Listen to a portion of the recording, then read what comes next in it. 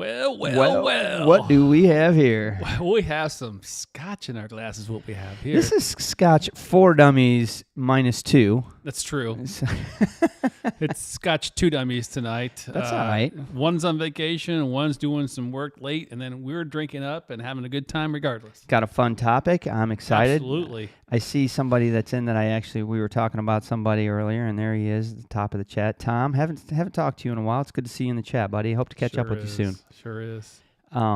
Let's wait until we get some more folks in here. The people are coming in, but we got a good show tonight, Drew. I think we're going to have fun. This is a topic that I've had a lot of fun with, and I think there are going to be several patrons in the chat that have had fun with this topic too, and they're really big into it. So I would tell everybody to pay attention to the chat. You'll probably learn more in the chat than you will from us.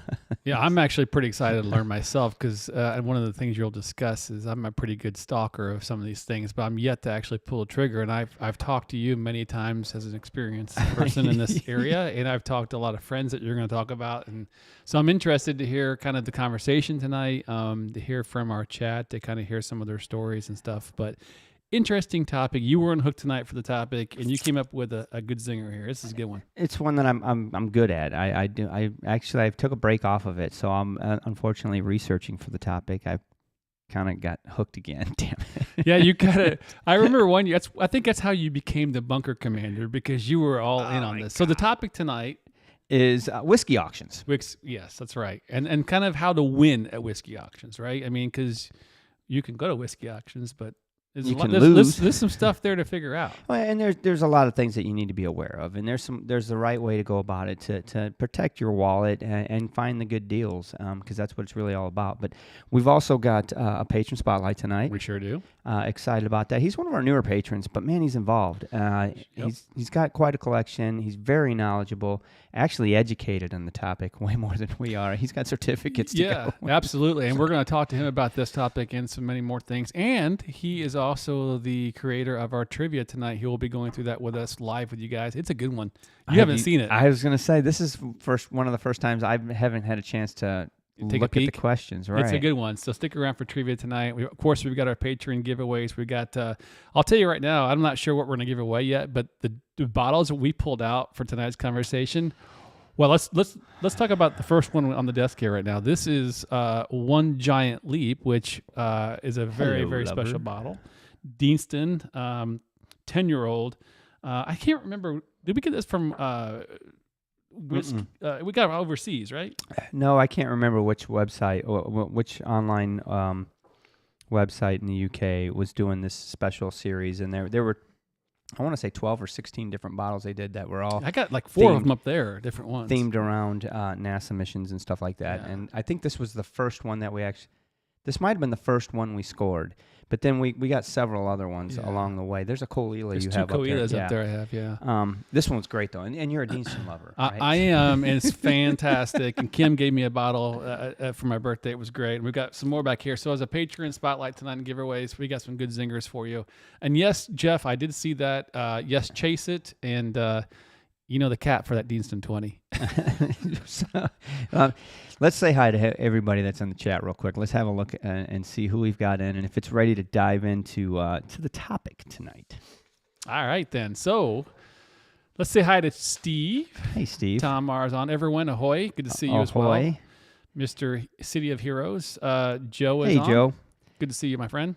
Look at all these great patrons. I know. There's Chuck. I love it. Man, did he have a great time or what? Yeah, I think he got bit by the bug. I have a feeling he'll be back in Scotland before he knows it. Did he get stuck for a couple extra days? Woo. Sounded Fernando. bad. Hello. Good to see you. Nice to see you. I see Ethan. Ethan is on as well. Steven, good to see you. Haven't seen you for a while. Jeff Timmy, we talked about you. Stuff will work. Good to see you as well. Drinking an SMWS, I see. Mm-hmm. I think we're caught up for now. Awesome. So let's get going. Yeah, let's dive right into this. So whiskey auctions.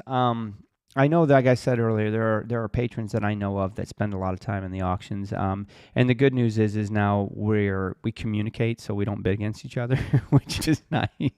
Yeah, but that is helpful. what really are whiskey auctions? I'm sure everybody out there in virtual land that may hear this on a podcast or watch the show later on is familiar with eBay. So you know, It's the same idea, I guess. yeah, and somebody has something to sell, and they put it out there to the world, and you make bids on it. And if you're the high bid winner at the end of the when it closes, it's yours. Well, there are auction houses that are scattered mostly through the UK, and there's one that we're going to talk about tonight here in the US. I'm sure there's tons more that we're not talking about. We just highlight a couple of them. But you go on these auction sites, and you can find all kinds of spirits. I mean, honestly, I focus on Scotch. I do look a little bit into the Irish world. I look a little bit into the American single malt world as well, but primarily for Scotch is what I do. And I have most of my experience in the UK auction houses. I have played around on the US one, the Unicorn auctions. Are you sharing this now? Not yet. Get ready Okay. to. But anyway, you go on to these auction sites, and they have auctions that are usually open for 7 to 10 days, somewhere in that neighborhood, and you scan the lots of whiskey that are for sale, that are being bid on, that are up for auction. If you're interested, you bid. You know, if you happen to have the winning bid, you win the bottle, and you pay for it, and off it comes home to you, right? The good thing is the variety. There's just a ton out there.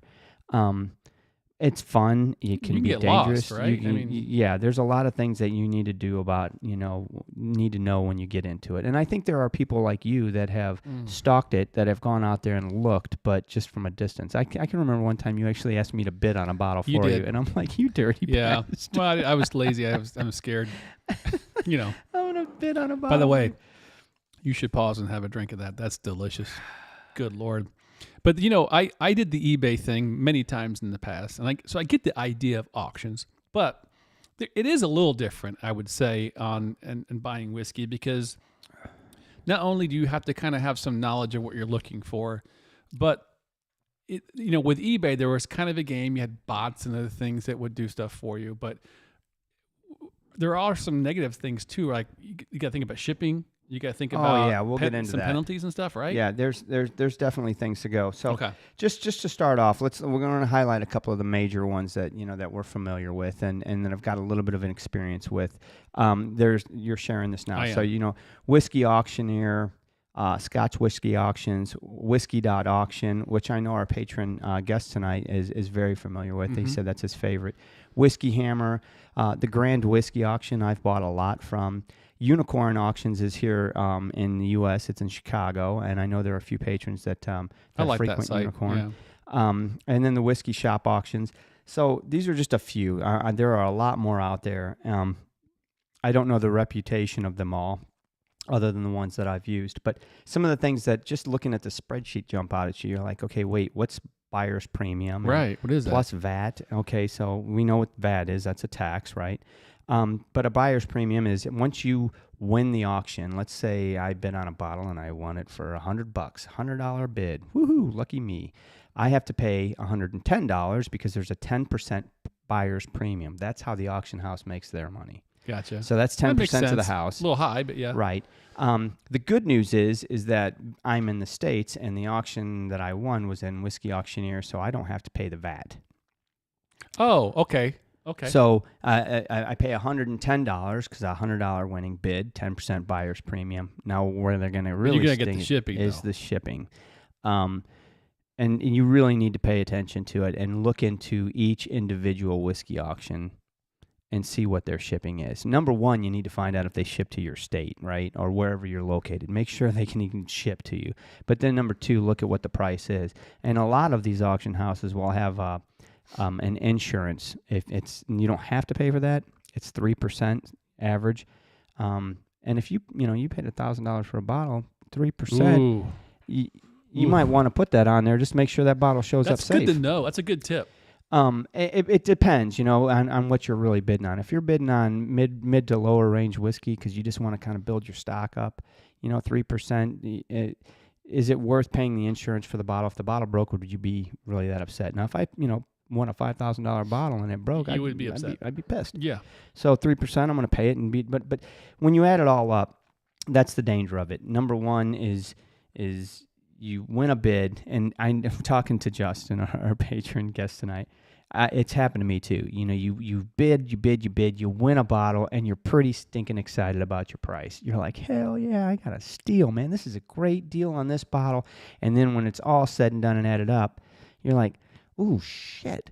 Now it's more expensive than I just went down on the street and bought it at the liquor store. What did I do? You didn't really save any. Right. So you kind of really need to pay attention and do your math and check yourself, right? Would you say, though, I mean, if you're dabbling in the auctions, you probably are already at least somewhat of an advanced whiskey person in general, though? Because, I mean, you're looking for something there, right? You're not just shopping for general stuff. I mean, of course, there are some good deals and stuff. I mean, and Justin talked to us earlier in the green room about a couple pretty cool ideas. But, I mean, that's half the thing, too, is, like, for me, I'm going there because not only do I have a good experience of bottling, but I'm looking for specific things that I know that I like. However, that's probably the wrong approach in different things. You should go there with more of an open mind because you might find better deals. But on top of that, you still have to be knowledgeable, not only to know what you're going to buy, but also to your point of, well, why do I want to buy a bottle of,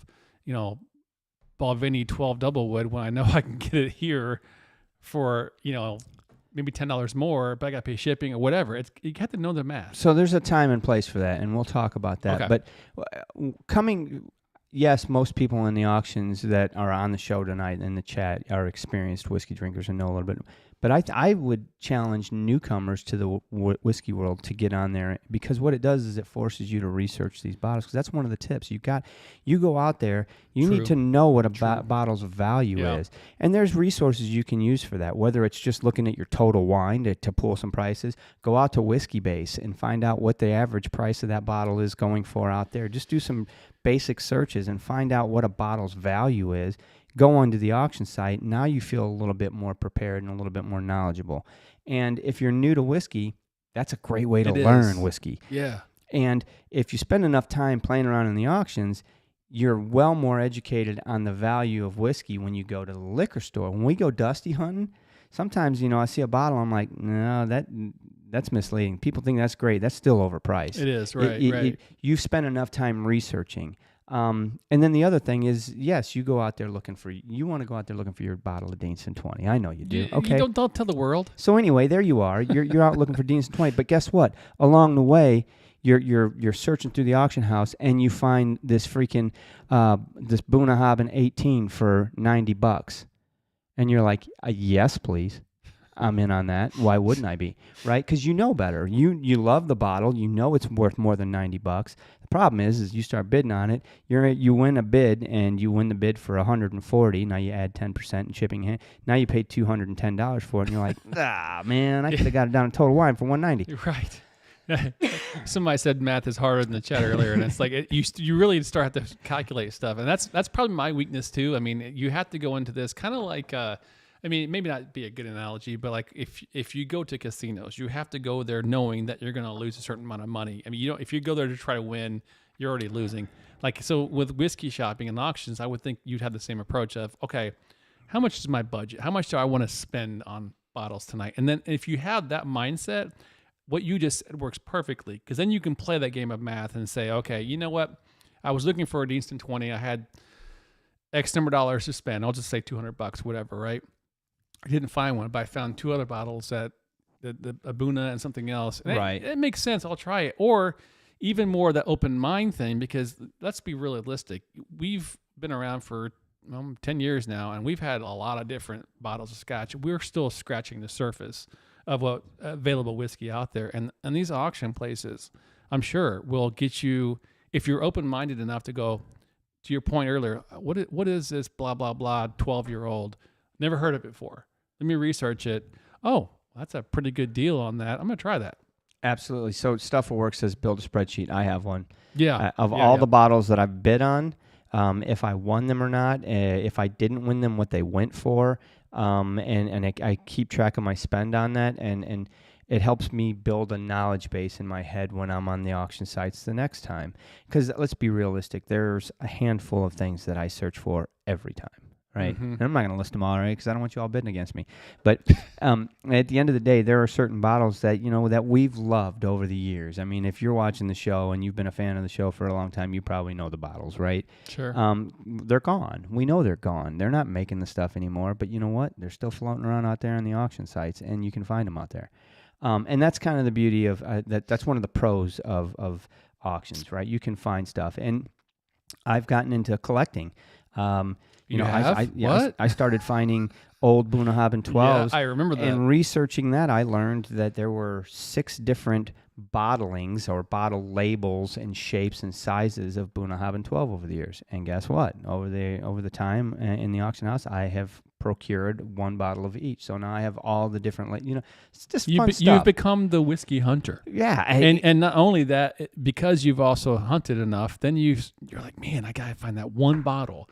And then because of that information and sharing with our community you even got a friend that found it for you and hooked you up. For real, right? One of our really patrons like, are you looking for this one? And I was like, I actually have oh it. my God, what are you doing with that bottle? I've been looking on auctions for, and so he sold it. The sad thing is, though, you've got all 6 bottles. You've yet to open one and share them with me. Yeah, that's going to be in my my wake whiskey draft. So if you outlive me, you'll get to, you might have to then I get to open them up. Okay. But so those, some of the pros, that's it. The cons, that you have the buyer's premium. Sure. You have potential damaged bottles. You have to deal with shipping. And I'll be honest with you, some of these auction sites take a long time to get you. Honestly, there's a couple that take 4, 6, 8 weeks to get them to you because they're coming from overseas. That doesn't make sense to me, though, because there's been overseas ones that take 2 months to get to me, and there's been overseas ones that get them in 2 days. 2 days. So yeah. Just, you have to have some patience on that. Make sure you understand the site. And I can tell you this, just as a suggestion, if you're questioning getting into whiskey auctions and there's a whiskey auction that you're liking or you want more information, throw it in the Discord. Throw it out there in the Discord. Join the Zooms on Tuesday nights. There are patrons out here that are frequenting all of these auctions, and they can either vouch for them or give you warning and say, yeah, be careful, man. These, well, we had a comment earlier. I think it was from Jeff. He's like, always buy the insurance for overseas shipping. Sure. Always. That's good to know. It's expensive, but stuff's going to break. There's some technical things with each auction that are a little bit different too, and you need to educate yourself on that. So when you find an auction site that you want to go to, let's just say Whiskey Auctioneer, because it's the first one. You go out there, you need to create an account, right? Okay, so you go out there, you create an account. When you create the account, there might be a registration fee. I don't know, £5, $5, whatever, something like that. And you probably have to put a payment in there so that they know that you're good for this and you're gonna pay it. But read the instructions on how that auction actually works. And what I want to say about that, yes, they all work like eBay for the most part, but some of them end differently. And what I mean by that is, let's say that the Whiskey Auctioneer's auction ends tonight at midnight. Eastern time. We're just going to make that up. Eastern time, tonight at midnight, Whiskey Auctioneer ends. So I get on there at 11:55 because I'm going to snipe my bottle, right? That's what people do on eBay. You get in there in the last second. And get it. That's not how some of these work. They all work a little bit different.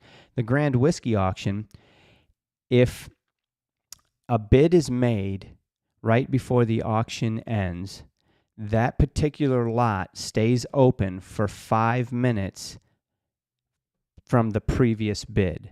So it's 11:57, the bid's getting ready to end at midnight, and I go in there, let's say at 11:59, I put in a new high bid. It doesn't end at midnight anymore, it ends at 12:04. But then somebody else bids at 12:02, now it stays open till 12:07. And so it just keeps kind of going until someone gives up.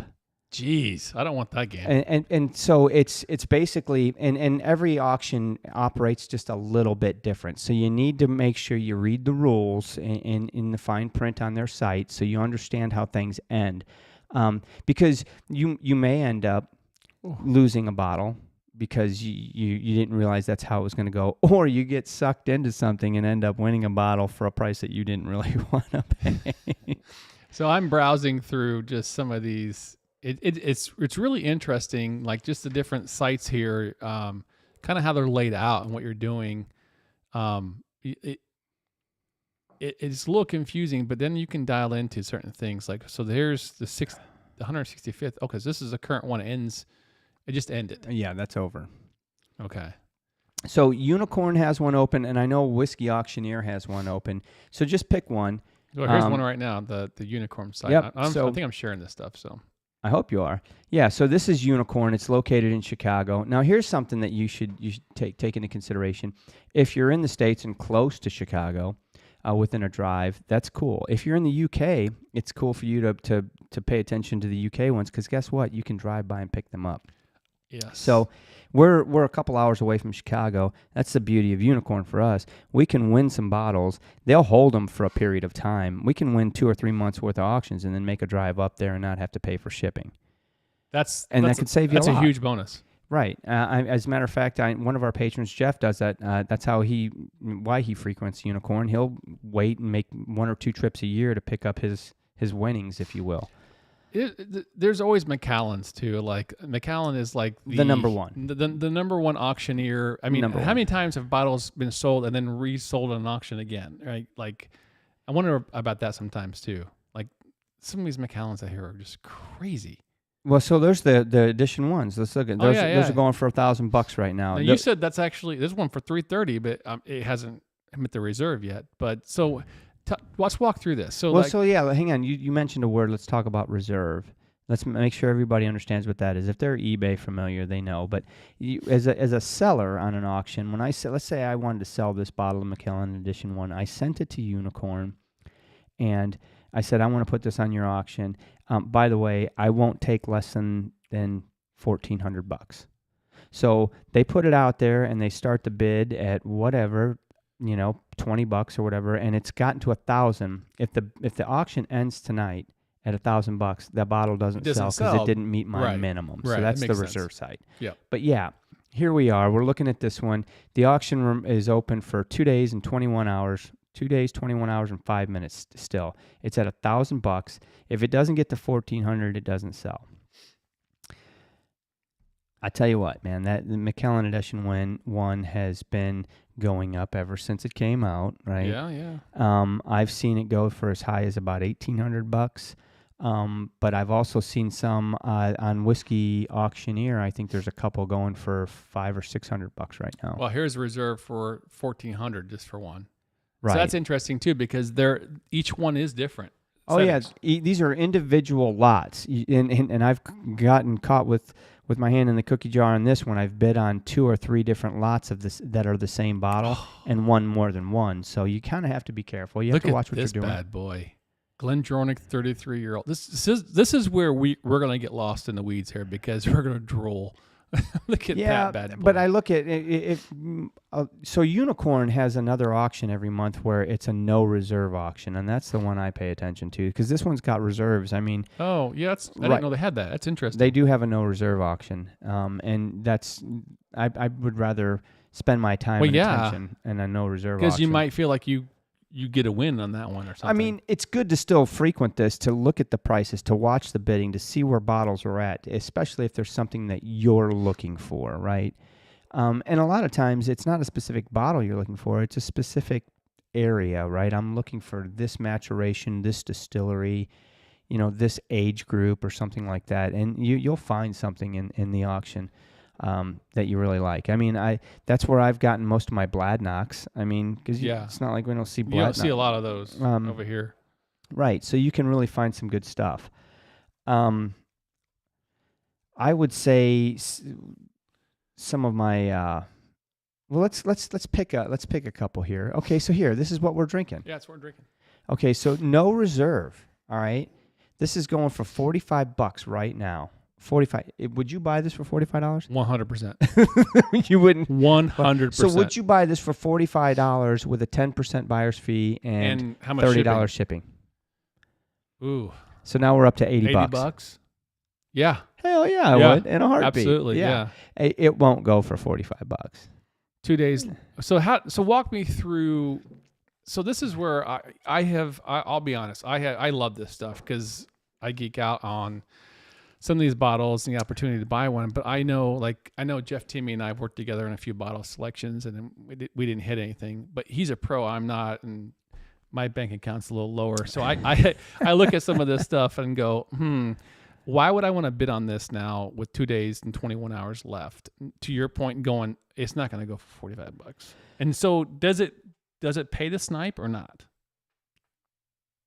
It depends on how the auction ends. I would throw, if I'm interested in it, I would throw something at it right now just to start and make sure that I'm in. People know that I'm in this. I'm in the race. Does here. it show you bids? Like how many? 3 bids. 3 bids, Yeah. 2 bidders. Right. So right now we have 2 people that are going after this bottle at 45. I would throw my hat in the ring just to let those 2 folks know that I'm here, and then I would keep an eye on it. And bet you, number one, Unicorn's going to let you know. You're going to get notifications, dings on your phone. Hey, 30 minutes left, that kind of stuff. But then it comes down to you have to have done your homework already, Drew. What's this bottle worth for you? What did we pay for it? What am I when willing we to pay right? for this? What did we pay for it when we bought it? Go out there and find out what the bottle has gone for on other auction sites. Most other auction sites, all of them, you can look at past auctions and search through them and find out what bottles went for. So this is a really good example. So you're telling me if I'm looking for this bottle, I'm probably not looking for it in general, but if I was to look for this bottle, you're saying, what would I pay for it normally, and then add some, and then see where I'm going to play in the wiggle room here on the sniping piece of it versus trying to get the low ball? No, I would throw one in right now to get the low ball, and then you're gonna, but know going in what your top dollar is, right? Like once the bid gets to this, I'm well, out. that's like Deanston 20. Like if it gets above 200, I'm like, I'm out. Right, but you don't know what this is really worth right now. You can probably you can't even tell me what we paid for it now because we don't save receipts. I couldn't tell you that. I think we paid $60, $80 probably. I would go to Whisky Base and I would go through all these other whiskey auctions and I would look at their past auctions and I would search for One Giant Leap and see what it went for. And I would do that. Once I got about 6 or 7 different numbers to get an average, I'd be like, all right, man. Unicorn's doing the homework for you. They're saying that this bottle should go between 150 estimated. and 2. Okay. Right. Now, do you believe that? I don't know. Maybe. That's pretty expensive. But I'll bet you do the homework, you'll find out that's probably what it's been going for, right? And so is it worth it to you? If that's a bottle you've really been trying to get a hold of and you can't go down the street to buy this, Drew. But you're right. But this is really good. I'm glad we're sharing this information. It's kind of like a real world scenario in a sense of how you're going through this. This is a really good one. So we've got a couple. My best bottle win when I think about, oh wow, what did I win that I really was like shocked and like, oh my gosh. There's been several of them because I did get stuck into a collector's mentality where I collected all of the Highland Park gods. Thor. Yeah, and Loki, you really got into that. You actually got me one. Thank you. I still have it upstairs. Haven't opened it. And then I collected all the Bruichladdich Lynx series, all the different golf courses, all the Bunnahabens. And so those were all big scores because some of them took me a while because bottles kept getting out of my reach. So those were all big wins for me that I've actually picked up a lot of bottles along the way that I wasn't looking for, like signatory bottles that are awesome whiskeys that I got for freaking dirt cheap. Yeah, right? I mean, I got them for like 30, 40, 50 bucks. Independent and I'm like, bottlers man, are where it's at right now. Especially on the auction site because people don't know what the hell they got. Exactly, yes. So those were big wins. Now, there was my biggest regret. I was telling Justin earlier before the show, I got stuck. I wasn't paying attention. I had bid on a Springbank 15. There were 4 or 5 of them. Actually, there was like 10 or 12 of them. And I bid on one just to get my hat in the game. Hey, I'm here. And then the notification came down towards the end. I'm like, oh, shit, I got to get in there. I'm going to snipe this, right? And I ended up sniping a bottle that I didn't bid on. And you just went in there and said, I thought it was the one I was already originally bidding on. So it's the same bottle, same different. Just a different lot for the link. same bottle. Right. And so I ended up sniping and winning. And I'm like, sweet, got a Springbank 15. And then I get a notification that I won 2. And I'm like, the one I originally bid on, I won. I'm like, well, son of How much was the difference? It's actually the one I originally bid on was a really good deal, but the second one I kind of went. So you won, you won, but you won twice, and it hurt, but you won too. You're still a winner. There was still, it was a bit of embarrassment because I should have known better. So pay attention is your point of what you're bidding on and where right. you're. I'm sure on these sites, once you get in there, it shows you where you're. Because I actually remember. I'm signed up to Unicorn, and I remember you get text. I get texts now and emails about stuff that I'm not even registered for. So once you get in the ecosystem, right, they'll help you out a little bit. Oh, you want to do this guy? Well, it's Deanston night. Ooh, right? Let me get a dram cam on that one. That is That's a one of a kind. That's something special right there. Yeah, Decent 10. don't go look on the auction sites for that, right? Hey, what's up with Shush. this, Drew? What's up with this? Keep this camera on. Well, why you got the special? well, cork in here? that's the cork. If you know Deanston, I mean, I shouldn't have to tell you, but 9 out of 10 corks break on Deanston 10s and 20s. It just happens. Sounds like a dentist, like a toothpaste commercial.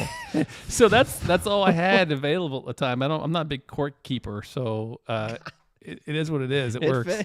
It's tight. Hey, you're gonna have some decent 10. Yeah, Don't complain. I'm not complaining. But So anyway, I know there's a lot of folks out there. I would be curious to see through the chat, how many folks out there that are watching the show are really, utilizing the auctions and paying attention to them and getting good bottles. I've never sold on the auction. I guess I don't have any intentions of ever selling a whiskey. I mean, yeah, I hope same not. here. I mean, the whole point of me buying whiskey is to share it, right? I'm opening all my stuff. That's the whole point. And there's a few bottles I am saving for special occasions, but I'm not here to resell anything. But that is a huge market. Not just It is. And it's not just, we're speaking mostly Scotch because that's mostly where we're at, but it's everything, right? Every whiskey, Japanese bourbon. Sure. I mean, it gets crazy out there. It's not a tip that I thought I was going to say, and I didn't think about this until this right now. But if you're into whiskey, whether you're into auctions or not, I would highly, recommend everyone go out and sign up at Whiskey Base. It's free, and put all of your whiskey in Whiskey Base because it does value your whiskey. Now, it's not the closest. It's not 100% accurate. It goes out there and tries to find the value of each bottle, whether it's retail or what people are selling it in Whiskey Base for or whatever, and you can get a good idea. And I'll tell you what, whiskey's a good investment. It does continue to go up. It's true. Yeah, so. It's true.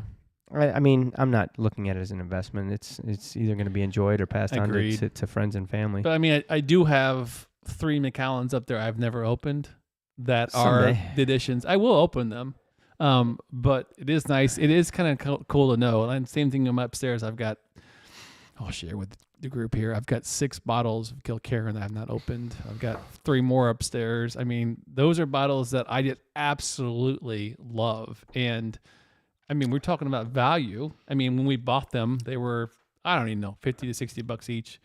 They're thousands. Right. If I wanted to sell them. Sure. And that's a whole nother game too that I never got into. And I know it's kind of I don't know, I think it's kind of a dirty word in the bourbon industry, the black market, if you will, or secondary market. I mean, that's kind of like, I feel like that's where the bourbon boom really lost its leg because it went nuts out there because it created that FOMO so much of like Blanton's and things going from, it should be $50. Now it's $500. whatever. Right. It's crazy. Well, I don't get me wrong. You get in the auction sites, bourbon is still. It's still pretty hot out there too. You can still spend an arm and a leg. You want to get a good old bottle of Pappy's. Get out there on the auction site and you'll pay for it. They'll give it to you if you got the money. Yeah, I mean, I can look at. I'm gonna pull this up where you're talking through. You can look at different. I did it earlier. Let me pull up a different site and give it some love. Like yeah, I've done Grand Whiskey Auction.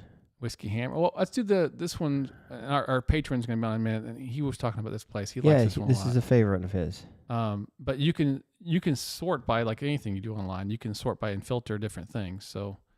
So usually what I do is I go to I find the live auction, whatever auction is live right now on the site. So find whichever auction is actually. I don't think it has one. Yeah, so April 13th is the next auction.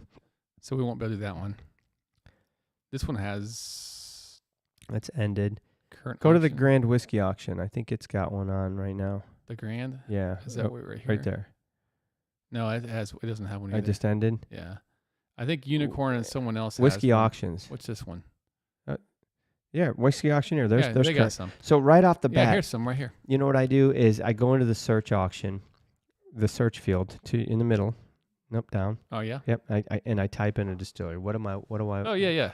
So I'm not gonna put in my distillery because I want you guys to snipe it. So put. No, I will because I'm not gonna come here. So it's fine. Deanston, boom. I just want to see what Deanstons are out here, man. That's it. So there's only 2. Oh, you know what we need to do because this is Old Poltene. All right, scroll down. I was here earlier. Look at there's an old 21. Move to your right. Oh, right here. That's a pre It's a 2012. pre-2012. So that's an old Polteny 21, and it's only going for 110 pounds right now. What is that, like 175? No, 130. 130? Yeah, 135, something like that.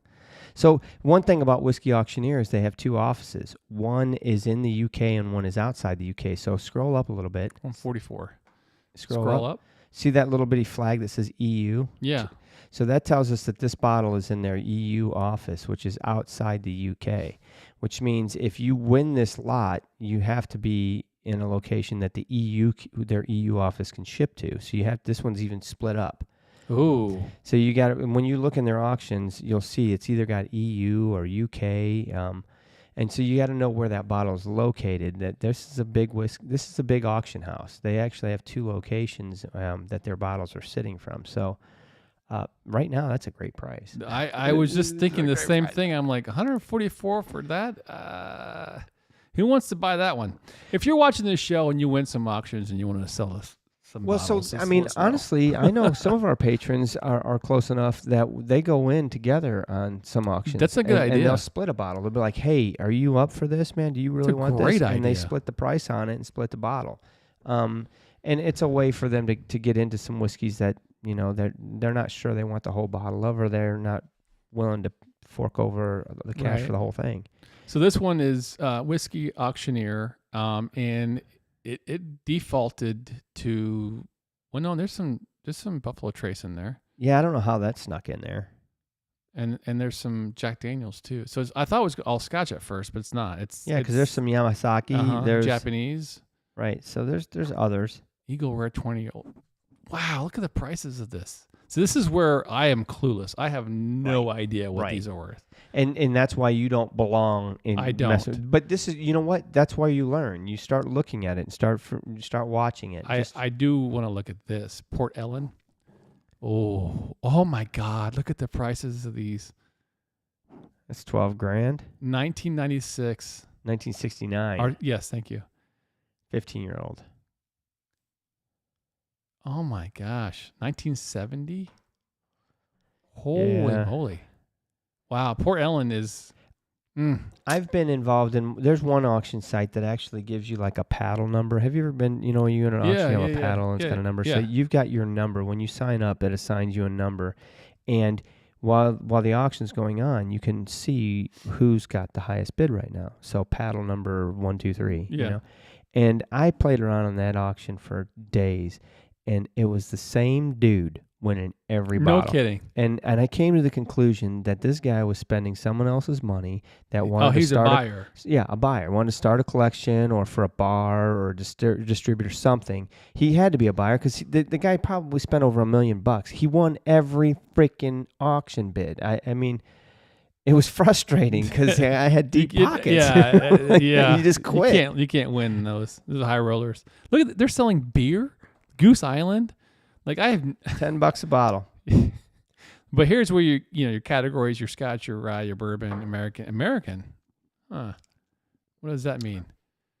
American whiskey in general. They don't have American single malt. There's no way. Not yet. It's coming.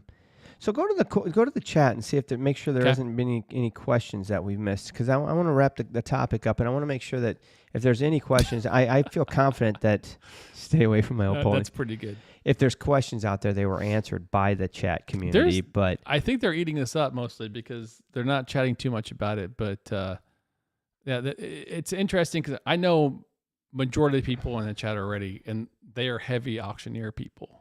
Right. I see. There's several names that I know are in the auction. There's a few that I've talked to and said, "Hey, I'm looking at this bottle," and they're like, "Okay, I'll stay away from it," whatever. But I know, and like Jeff is a big auction guy. We know that Jeff team. He spends a lot of time in the auctions.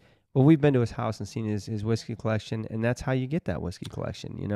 Yeah, he takes trips to Scotland. Scotland. You gotta be passionate about something, and he goes to the auctions. That's true. Because there's so many things that you're not going to find otherwise. Let's take a pause in tonight's commercial break, if you will, and talk about this bottle we just poured. Because I might have to have you smelled it? More. No, I haven't. Did you pour some yet? No, I didn't. I could have swore you poured some. This is your second pour. You're cheating me. Hey, Anyway, this Deanston 10 is a masterpiece. And I remember back in the day, this is a gift from Bob H. And we were in New York, and I think we killed a bottle there, and it was one of those bottles where no one really knew too much about it. It wasn't that expensive. It was like $60, and they didn't make too many of them, but they were gone You're quickly. getting it for $60 now. You're not getting it for $60 now. But this is a phenomenal. Like the PX in this is.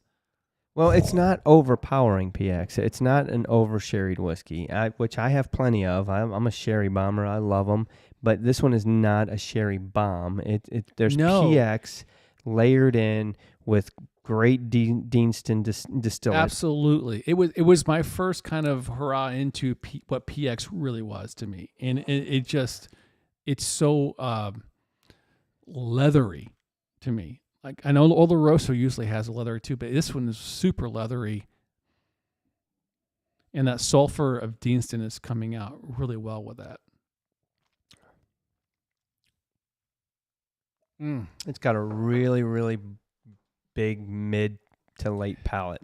It's really good. Delicious. All right. So, interestingly, I want to continue a conversation just for a few minutes with our patron and get him on here because I know he's going to add some flavor to this. Yeah, he's got some. And then we're going to get to know our patron somewhat a little bit. You ready to bring him on? Yeah, man. Let's say hi to him. Let's get him on here and say hi to our good friend,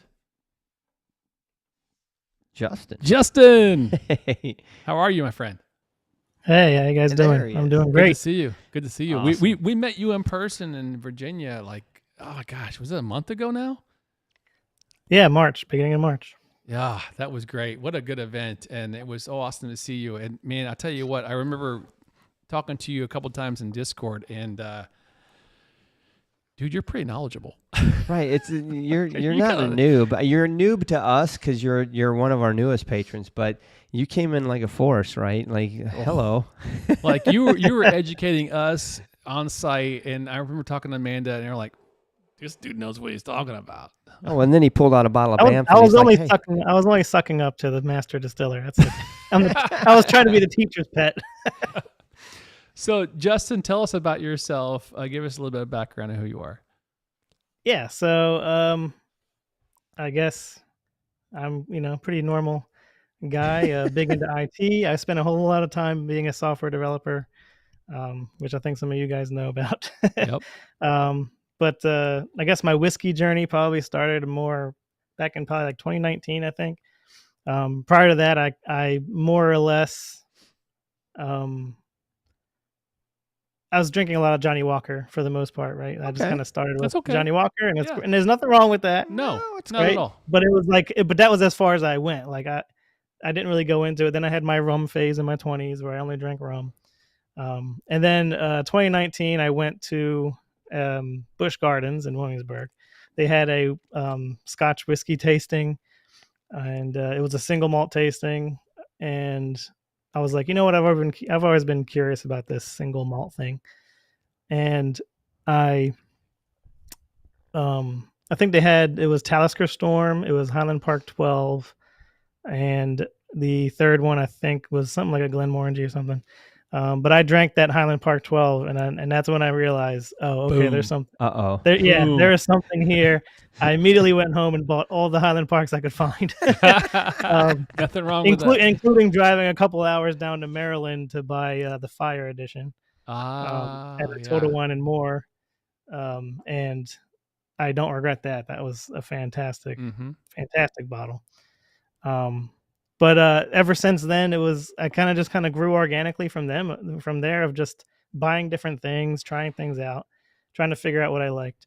For the longest time, ironically, I kind of stayed away from the peated stuff. So I stuck to Glenmoe and Glendronach and it was funny because my mom used to always tell me that, that peated stuff tastes like Band-Aids. And I was like, ew, like that sounds disgusting. Why would you tell me that? And knowing my mom, she probably didn't mind it, but at the time she was just like, yeah, it just kind of tastes weird like that.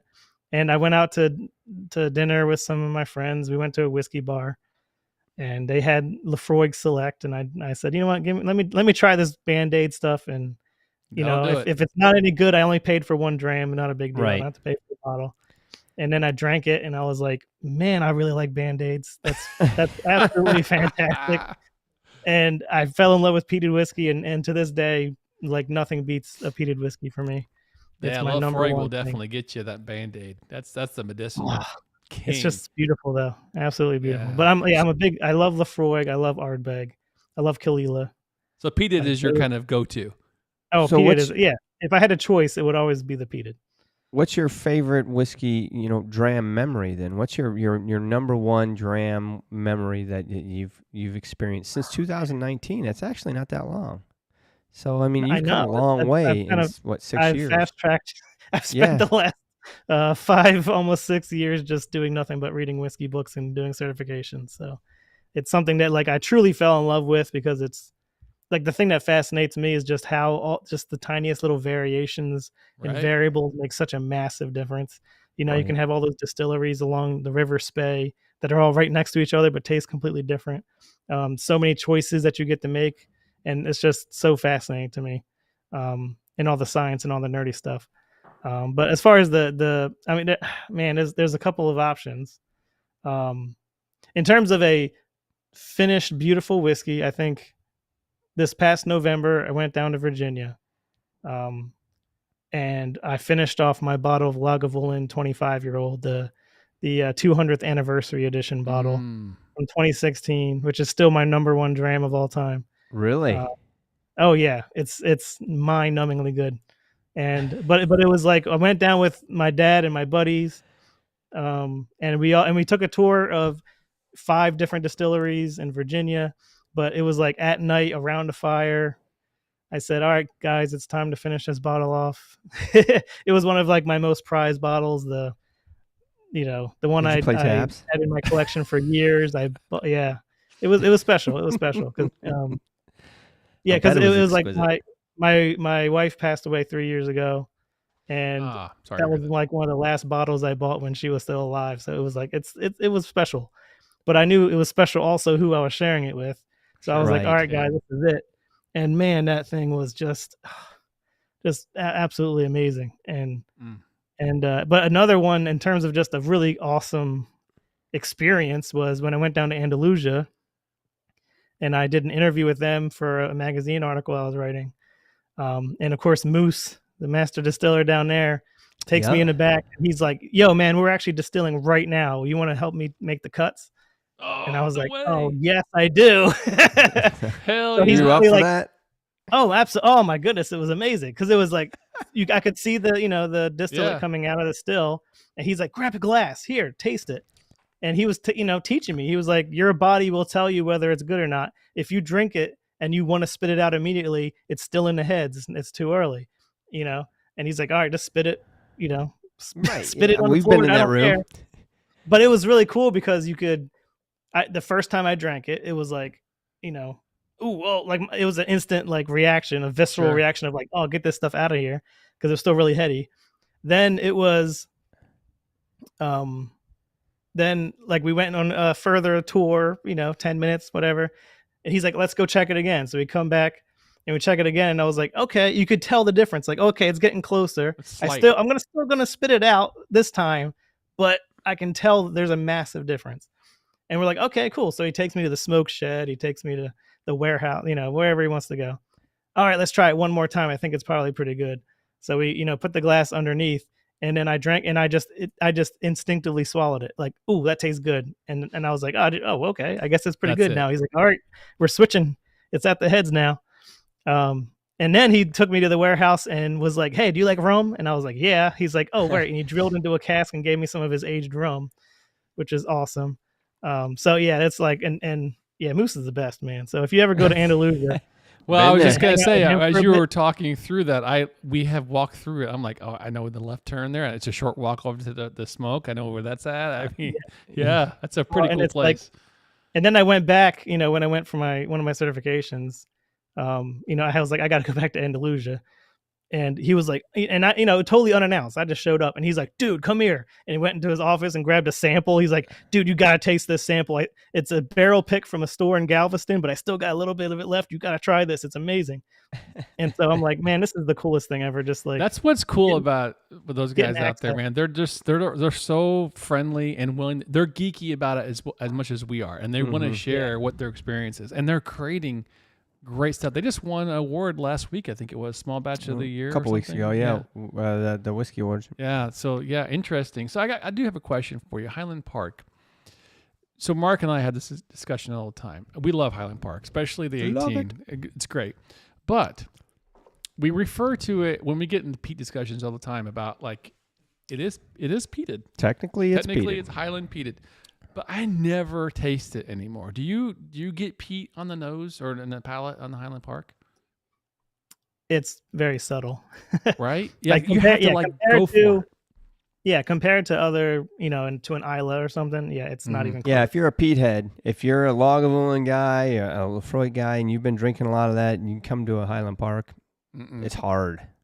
Yeah, plus their peat is a little different. Like it depends on the which offering. I think the 12 and the 18 are kind of a little bit more general public, so to speak, and safer in that way. But the Fire Edition, and also I had the Dark, which is the 17-year-old special release they had. I remember that. Light in the Dark. Yeah, they had Light in the Dark. Yeah, we had, and then they had Fire and Ice. Yeah. And the Dark was just straight smoke. Like it was. Yes. It was much more heavily like influenced by that, and even the Fire too was like bonfire, like really. So it kind of depends on the release. But I mean, to me, I feel like the mid 2010s was like peak Highland Park. Their special releases were just outstanding. They've gotten off track. Calmed down a little bit with that. Yeah, I agreed. They kind of lost their way. They got too wrapped up in marketing. Yeah, just go back to the numbers. 15, 18. I'm not saying they can't make good whiskey, because I do love Highland Park. No. So, Justin, especially for newer people, I always recommend Highland Park, especially if they're newer to sure. It's like you want to, like, I use it in my whiskey tastings. It's like, hey, and most people like absolutely love it. My number one mate, my best friend from my days of old back in high school, asked me this last year, all right, man, what's up with the Scotch I remember this. What's up with the Scotch thing? All right, come on, what's the Scotch thing? And so I got him a Balvenie 12, this and the other. And he walks me to Meyer, and he's like, which one should I get? And I'm like, just get this Highland Park 12. You'll be fine. You'll be good with this. So I call him a month later, and he's like, Highland Park 12 is pretty good. Pretty good. So the next time I see him, I show up with a Highland Park 15. I'm like, here, brother. And I just gave him a bottle, right? Good on you, And so I talked to him a couple of weeks ago. I'm like, how'd that 15 treat you? He's like, oh, it's gone. And I'm like, what? He's like, yeah. He goes, that's some good shit. And I'm like, wait till you try the 18. Oh, the 18. The 18 didn't last one night with us and a bunch of friends. It's so good. We smashed a whole bottle. So, I mean, it definitely is. Highland Park is great if you haven't killed your palate with peat. And that's kind of where I'm at right now. But let's get into some other questions, Justin, about your patronage and how you found us and how you got here. What you haven't been a patron for that long, comparatively speaking, but what's your favorite part of being part of the community, part of the Scotch for Dummies patron and community? That's a good question. I mean, I've been watching you guys for a while. Sniping, creeping like a creeper. I have been a little bit of a creeper. But just watching your videos. But I think, I'm a little bit selfish because I joined when you were like, "Oh, we're doing barrel picks," and I was like, "Heck yes, I want some barrel picks." That's fair. That's fair. Yeah, I'm like, yeah, because I am a collector, but I'm always looking for weird stuff or unique stuff, that stuff you can't find anywhere else. So, the barrel picks really. But as far as the community itself, it's like I haven't met somebody who isn't really nice, really awesome. And it's just it's that ability to kind of talk about stuff like, hey, Highland Park 18, and you actually know what I'm talking about. Whereas I have lots of friends who like whiskey, but I'm not going to just name some distillery in the middle of Scotland and they're going to be like, oh yeah, I love that one. They're going to be like, huh, never heard of it. In this community, you will. And exactly. And in this community, there's people who know way more than I do and have bottles that I could only dream of. So it's like taking the step from like college to the pros. It's like when you see belong some though, of the Justin. collection. You've got a lot of knowledge and a good collection yourself. I think you bring a lot to the table, and it's really been exciting and enjoyable, for you to join. So that's really cool. I mean, don't sell yourself short. I think there's a lot of people that learn a lot from you. I mean, we've learned something from you. So I think the next question's on you. Yeah. So first of all, I mean, the information you bring, like you're so much more advanced than we are. Like the information, you are so smart on this stuff, and you've had a lot of incredible drams. I'm like, we've got something over here I've been staring at all night because I do want to get into it that you sent us. But what is like the white whale dram for you? Like, what are you hunting for that you haven't had yet, but you're like, oh my gosh, I would really, really, really want to have it one of these There times. she blows. There she blows. Oh man, that's such a good question because there's because I mean like because I don't usually hunt for a lot of stuff. There's one out there. But I think, I mean, in terms of like, okay, so I would have said Black Art, Berkley Black Art, but I actually did get a chance to taste that. Yeah. So I'm a whiskey sommelier with the whiskey marketing school. Part of the ceremony of like graduating is they bring out a bottle of Black Art and everyone gets to have one. So I'm like, okay, I did finally, and man, is it worth every penny if you can get a hold of it. It was like 94, I think. But other than that, in terms of just like what I would dream to taste, a Black Bowmore probably. Oh. Really? Yeah, I think a Black Bowmore would be amazing. I think, I mean, I know it's a little bit cliche to say Macallan, but a Macallan 1946. Because that's fine. That's not cliche. Because no. the reason I say that one specifically is because they ran out of coal after World War II, and that's a peated Macallan because they had to use peat for it. And I'm just curious to know. That's a really good info right there. That's cool. I did not know that.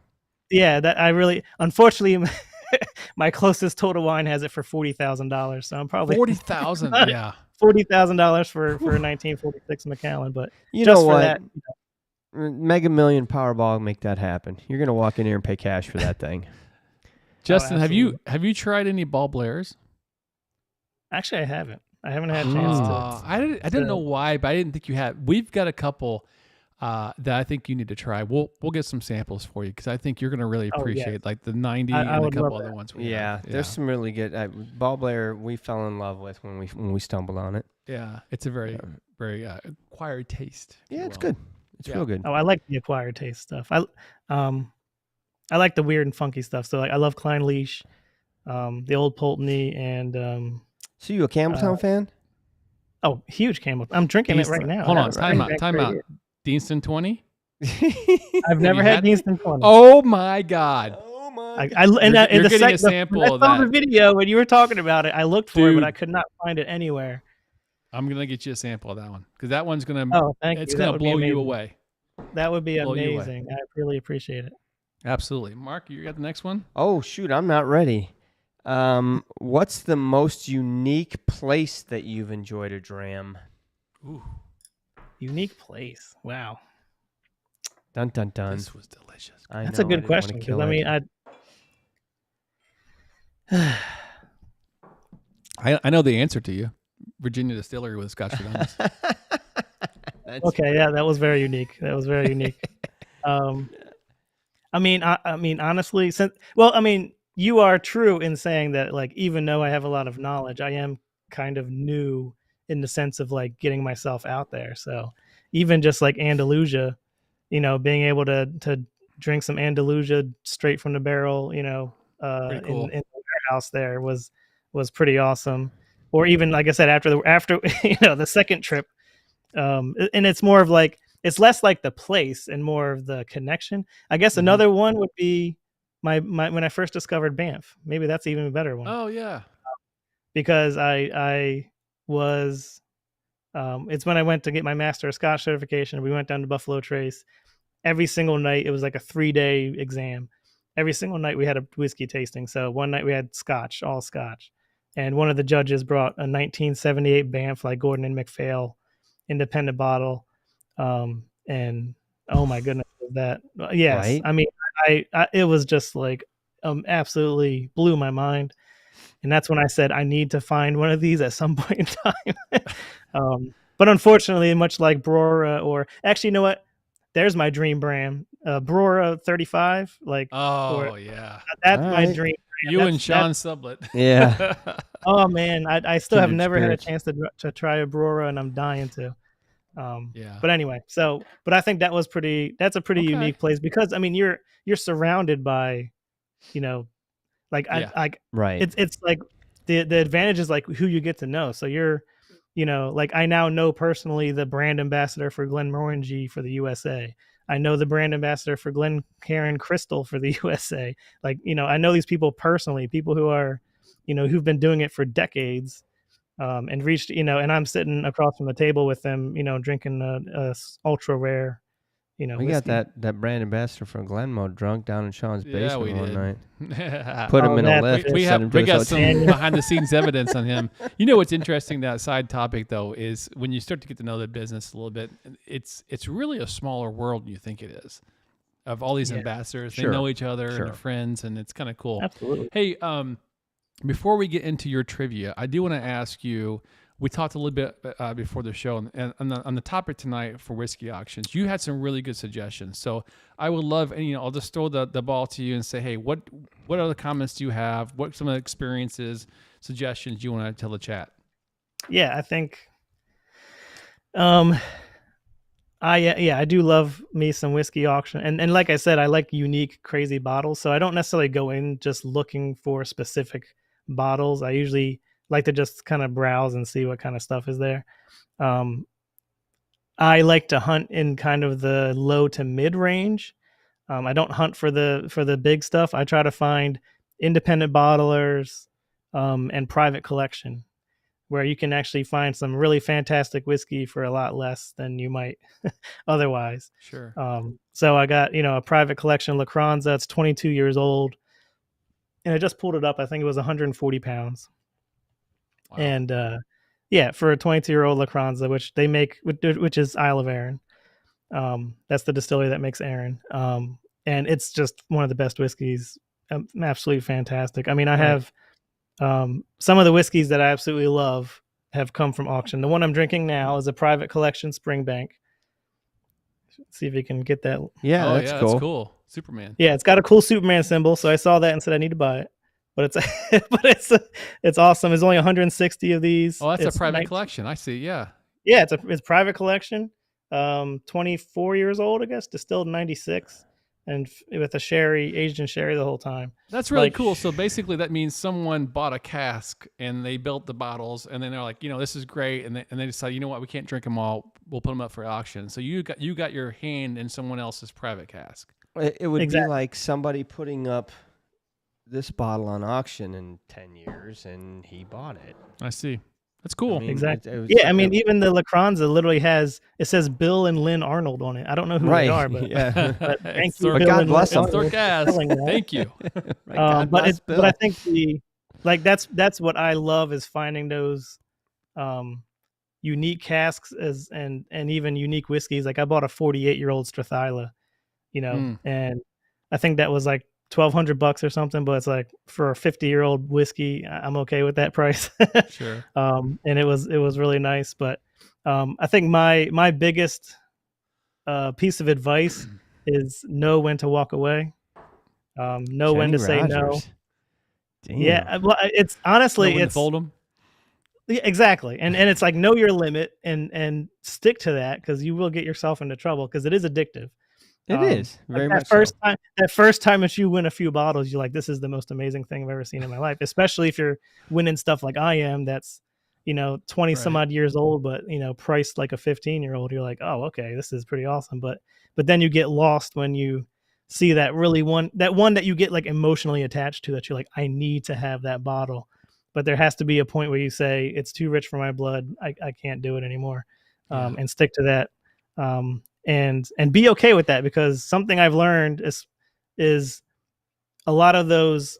I mean, obviously the specialty ones like the private casks, they may not pop up again, but a lot of them, you'll see them again. They'll pop up. Absolutely. Yeah. It's if you say no now, you'll come back in 3 months, 6 months, and they'll be there again, and maybe you're in a better position, and maybe you can grab that bottle. So don't act like it's the only time you'll ever have a chance to do it. I agree. I actually said that to Drew before the show started. That was one of the tips that I said. So Drew, enlighten me with Justin's. Is Justin leading this trivia? Justin's got the whole. You're giving him the keys. The dude has the keys to everything here. So let's get into the next level here, of trivia. Yeah, and get into this. So this is something you put together for us based on some of your information, right? Yes. All right, let me pull it up here so we can get ready for it. I scored pretty good last week. Now, I have a feeling. Thanks for putting my logo up there, guys. That's pretty nice. Man. You have your own cuts, website. Baby. Yeah. Hard cuts. You do whiskey tastings and everything, right? Yeah, I do whiskey tastings. I have a blog, the heartcut.blog, which is very important to do .blog because the heartcut.com is a independent bottler from the UK. Really? Yes. But so I had to. I think I emailed him once and I said, "Oh, so you're the guys who made me get a .blog domain. Thank you." But that's okay. Well, let's challenge our chat here and the people watching on the replay and see how they do. Are you ready for question 1? Sure. Actually, I think I saw a question in the chat for me. Yeah, you do have a question for you. Oh, okay. Answer the question in the chat for you. So, Justin, what other spirits do you dabble with to take a break from malt? That's a good question. That is a great question. Thanks for asking, Tom. I guess my number 2, and after whiskey would be tequila. Huge tequila fan. The reason I like tequila so much is I'm a big fan of like the earthier kind of flavors, which is why I love rye so much too, as well as Scotch. To me, a really good barley new make tastes a lot like tequila. It has a lot of the same tasting notes to the point where talking to Andalusia at their bar, they use their new make instead of tequila for their margaritas. And they said nobody notices the difference. Really? Yeah, it's a very similar taste profile. It has that kind of licorice, that earthy quality to it. So I love tequila. Just straight Blanco tequila is great. I like a good añejo. Other than that, my next favorite would probably be gin and then rum after that. But I am getting a little bit more into rum lately. There you go. You were losing Tom for a second when Run came in third. All he wanted to hear was rum. That's all you had to say. I am open to rum. There was a Whiskey Tribe video that had Moose on it that he was pulling out crazy. Yeah, he geeked out, right?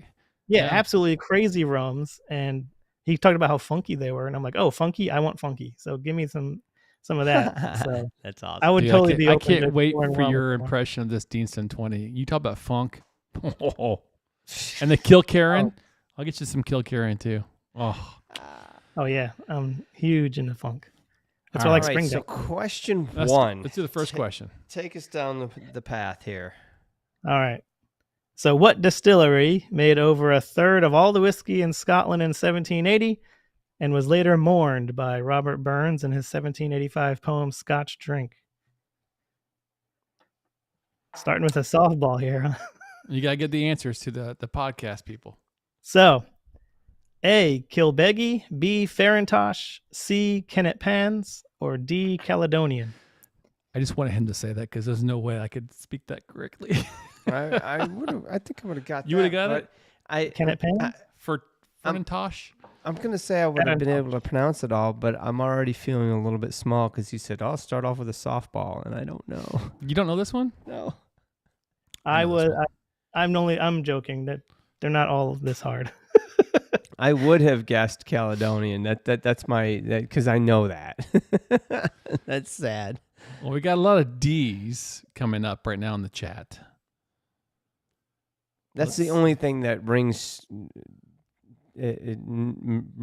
noticeable to me, right? I don't notice any of the others. So Peter is saying C. We've got a Malt Minion saying B. Oh yeah, they're so Peter and Chuck. Let's see what the answer is. I'm gonna go with B. What? But I saw the questions. You cheating son of a. Do you want me to read the poem? Oh, sure. Well, it's a long poem, isn't it? It's not long. It's not. It's just the part that mentions Farindosh. It's 2 lines. Okay, yeah, there you go. All right, let's see if I can practice my old timey Scots. The Farintosh, oh sadly lost, Scotland lament free coast to coast. Now colic grips and barking host may kill us all, for loyal Forbes' chartered boast is Tainawa. Damn. I think Gregor would have been proud. Bravo. Bravo. That was great. So yeah, well, what happened was they had a special deal with the government to only pay him like a very tiny flat fee for taxes, and then that deal was taken away in 1783, and they closed a couple years later. And there you go. Because they couldn't keep up with the taxes. Exactly. Government. Well, these are a little easier, I think, going forward. We'll see. Maybe not. We'll see. This one's a Dr. Scotch. So, what is the name of the final stage of fermentation when the yeast dies and releases flavors into the wash? The lag phase, that's A. B, the stationary phase. C, autolysis. Or D, esterification. Ooh. What do you think there, Marky Mark? I don't know why I'm leaning towards D again, but esterification feels good. It feels good. I don't remember the answer to this one, so I can just see Dr. Scott. I think it's C, because I think I remember. Oh, I think. And you watch too. Your wife's watching too Well, many Dr. Scotch murder movies. And No, stuff, I remember man. last week in Dr. Scotch's little.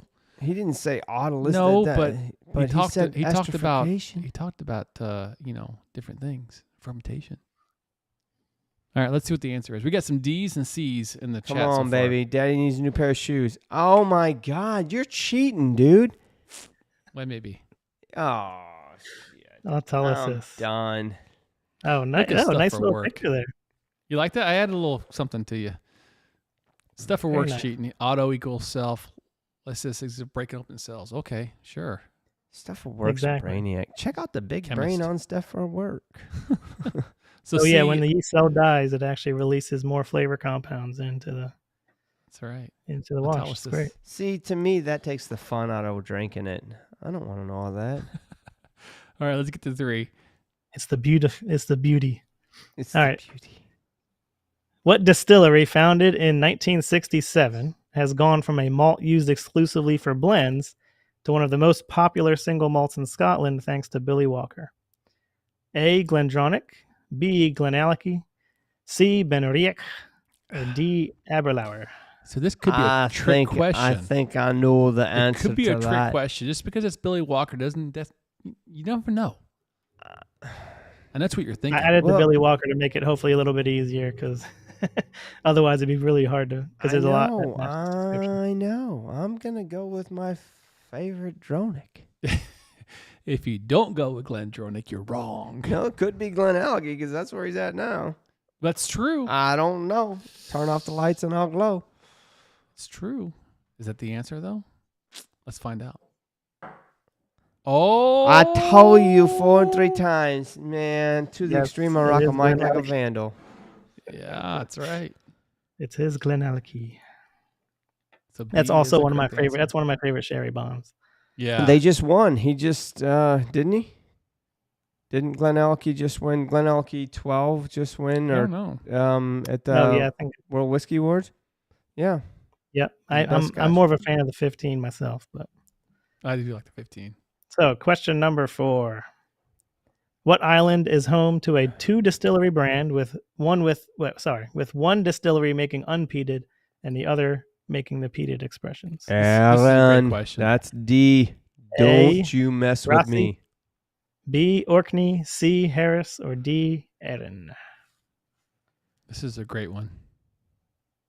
Harris knows. Joe's 1 for 3.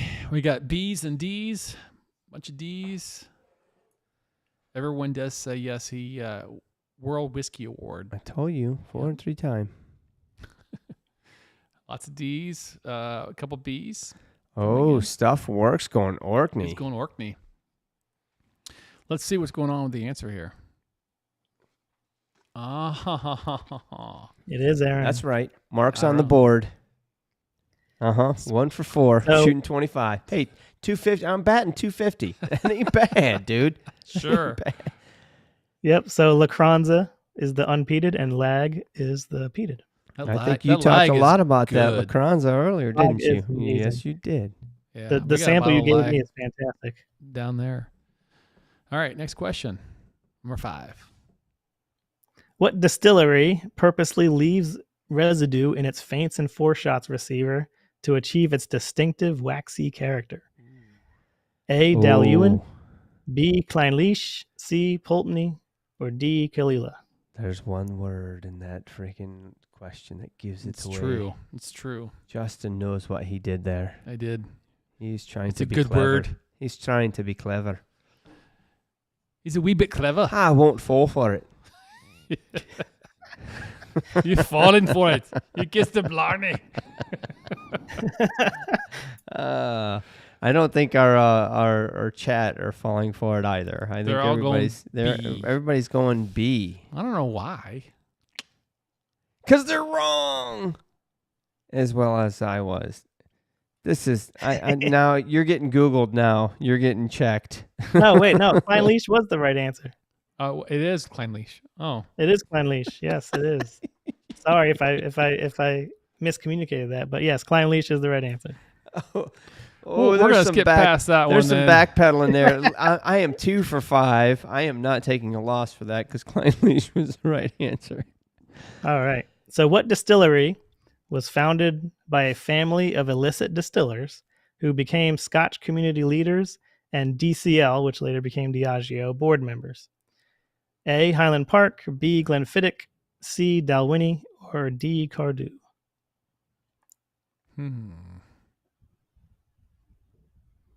That's a trick question. I'm going to go with Fiddick. Little Glenfiddich? No, hang on a second. Now I'm double thinking this because if that were the case, Fiddick would be owned by Diageo. Which one of these is owned by Diageo right now? Yeah, man, I'm thinking into this too much. And you got to go with your gut, brother. You got to go with your gut. First, Fernando. I'm going with whatever Fernando says. Fernando, pick here, buddy. You're 4 for 5. I mean, what the hell? We got D's and B's. Fernando says A. He's between A and D. Wow. You were going for B. I know. HP is not Diageo. Exactamundo. That's why I'm sticking with B. You're going Bravo. B? Bravo, Let's see what baby. the answer is then. Bravo. Son of a bitch. Cardew. It is Cardew. We are all wrong. Yes. It's a very, very, very cool story of the Cumming family and how they became. I mean, is it like Star Wars-esque or what? Well, no, it's basically, yeah, it's we don't have time to go over it, but I'll write a blog post about it and send it to you. There you go. But of those distilleries, Dalwhinnie and Cardew are both owned by Diageo. Imagine that. Told you that's what it was. I didn't want to think that much into it. Damn it. All right, question 7. Just question 7. Who created Old Vatted Glenlivet, one of the first successful blended malts in Scotch history? Was it A, John Walker and Sons, B, Andrew and John Usher, C, John Dewar and Sons, or D, Charles Mackay and James White? This is a great question. I'm going to go B or D because John Dewar's and Sons, it's called Dewar's. That's the name of that blend. Johnny Walker and Sons is called Johnny Walker. I don't know who Andrew and John Usher are. Usher, he sings songs.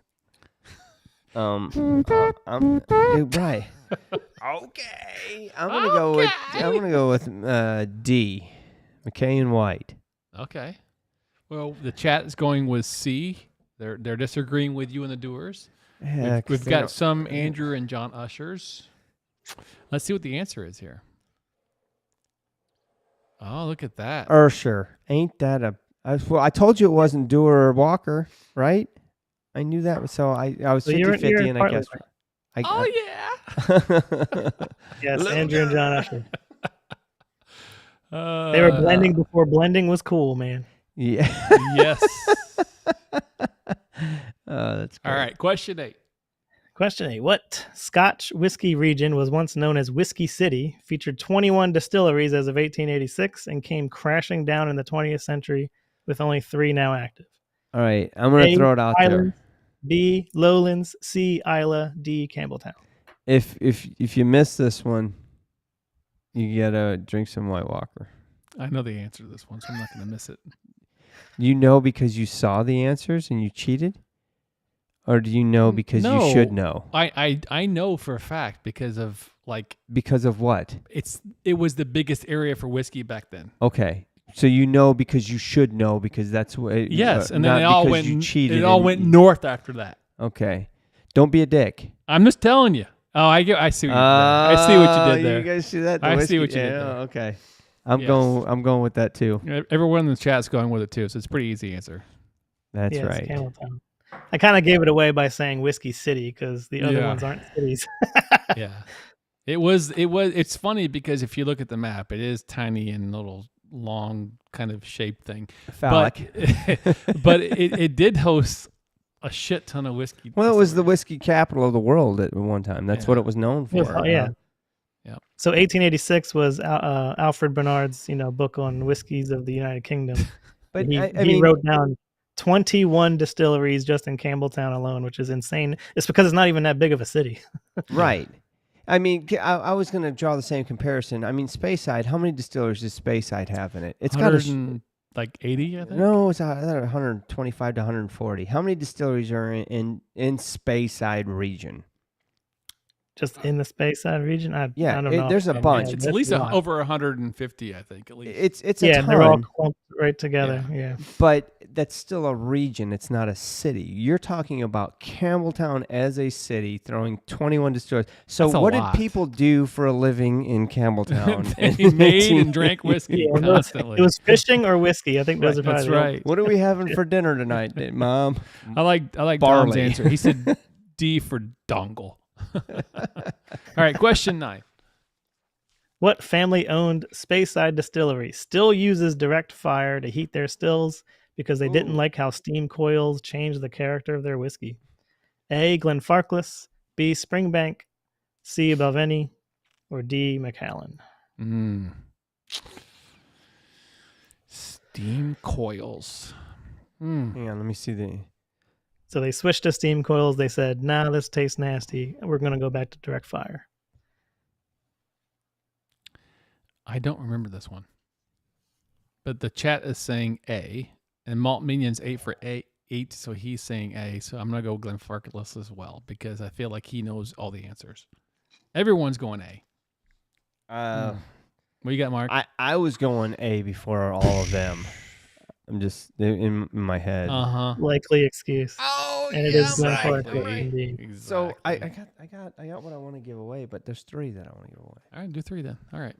Next question. Last question. Everyone's doing pretty well so far. Let's see. Does that include me? All right. No. Which distillery tried to copy Lafroig's new make by building a new distillery on their property called Malt Mill that lasted until 1962?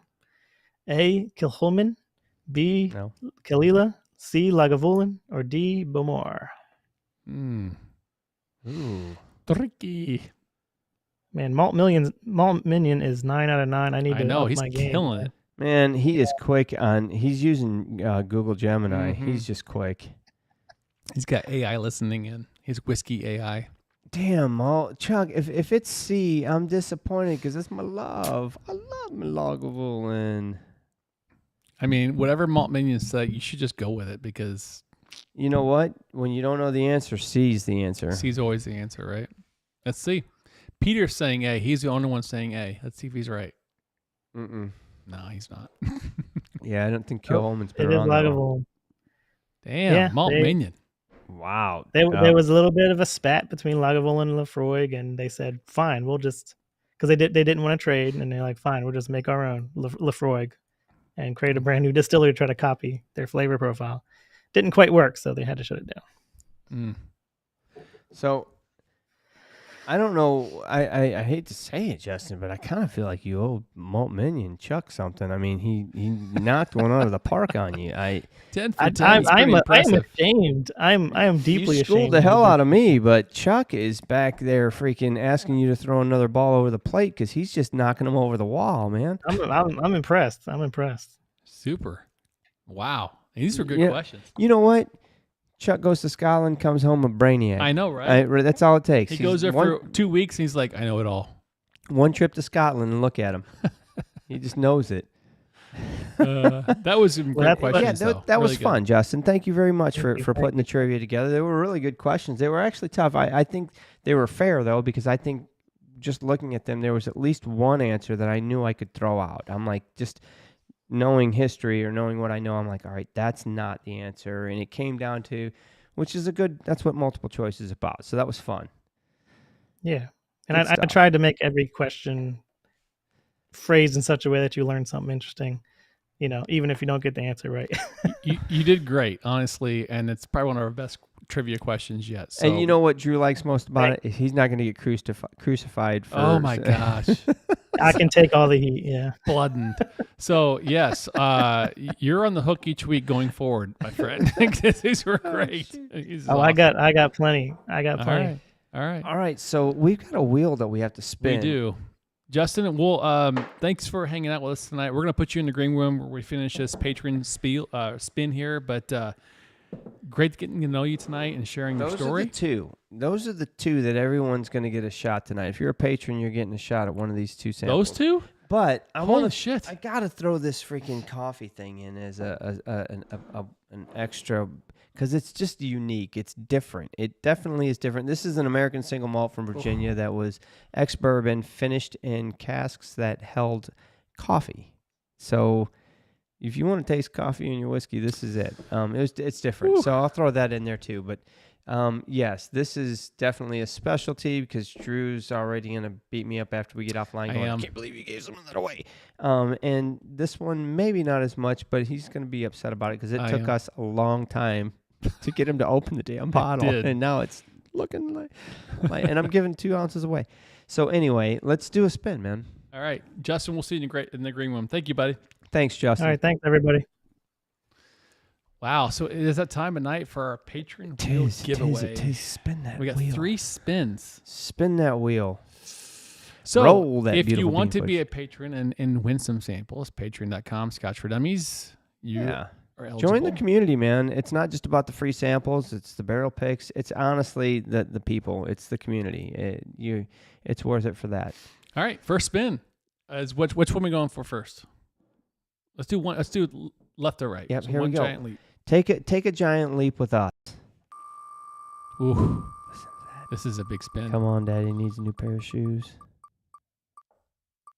Oh, is it gonna be Brian? Oh, you gave it to Chad. Chad Furman. Oh well, we can hand deliver that. Sure he lives around the corner. Hell yeah, Brian. I think you got freaking robbed by the freaking video. All right, so this is for the coffee, the Virginia Distillery. All right, let's see who wins this one. Good luck. Do I need to take notes on this? Nah, we'll see it in the replay.